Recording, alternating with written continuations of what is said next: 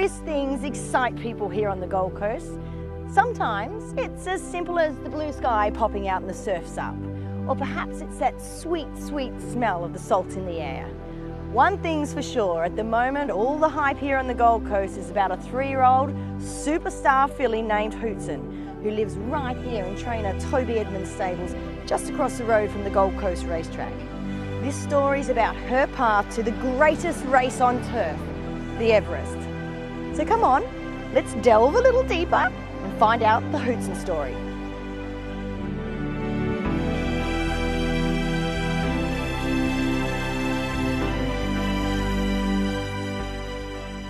Never had a really Group 1 horse, if I can say that. Just had a nice steady flow of decent horses all the way through our career without, you know, sort of featuring in Group 1s at all. So hopefully this one's the one.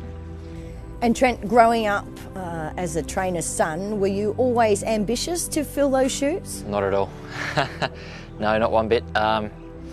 Wasn't until sort of late teens, and then the bug bit me, really.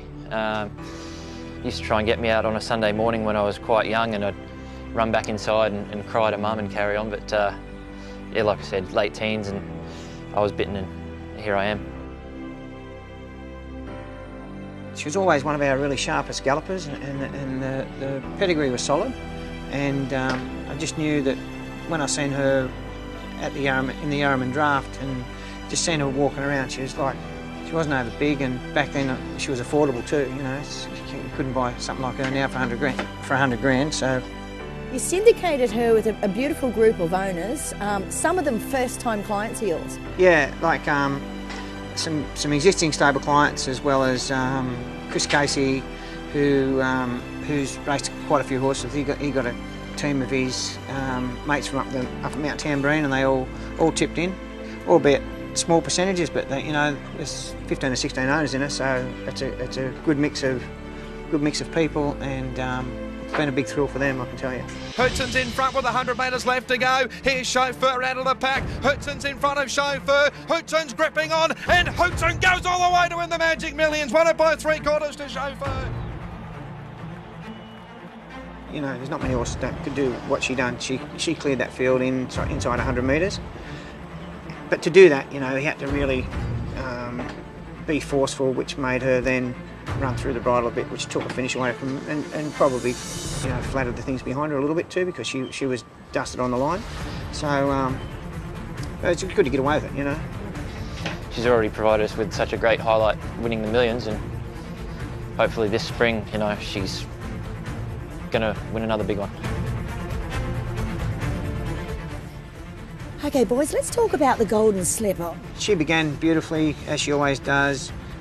I think Tulip, or one of them, just made her work just a little bit to cross him, which she did. She controlled it from there, and she gave a good kick on the corner, but Jeff said she was just, her wheels were spinning. Basically, when she got onto the course proper, she was ducking and diving, and that, you know, all credit to the other horse. They beat us. We ran 5th, and we gave her a good crack. So, not ashamed of the way she performed. I was just bitterly disappointed in the weather.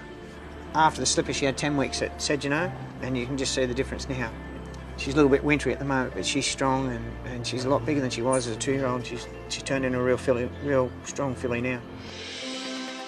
Generally, she's quite lovely, but little bits and bobs, you know, she lets you know that she's the girl, and she can be a bit flighty. You know, sometimes she's really pleasant to be around. If she doesn't want you to torment her, you just leave her alone. Simple as that, you know.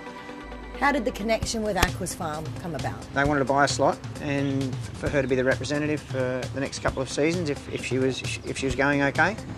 They then purchased a 10% share in her. So all the owners stayed in her, and have just reduced our percent in her by a margin. And how do you feel about taking on horses like Chautauqua, or perhaps even a 3-year-old filly like herself who beat her in the Golden Slipper, which in She Will Reign? I'm happy to take them on at weight for age. You know, if it was anything different, and we're carrying some sort of 54 and they're carrying 58, we'd struggle, I think. But no, at the weights, we're happy. You know, we're happy to take them on. And Trent, how do you think the nerves will be come Everest Day? Yeah, 10 out of 10, without a doubt. Even now, you know, just you're desperate for everything to just be spot on, inch perfect, and so far so good. But come 14th of October, she'll be pretty hot.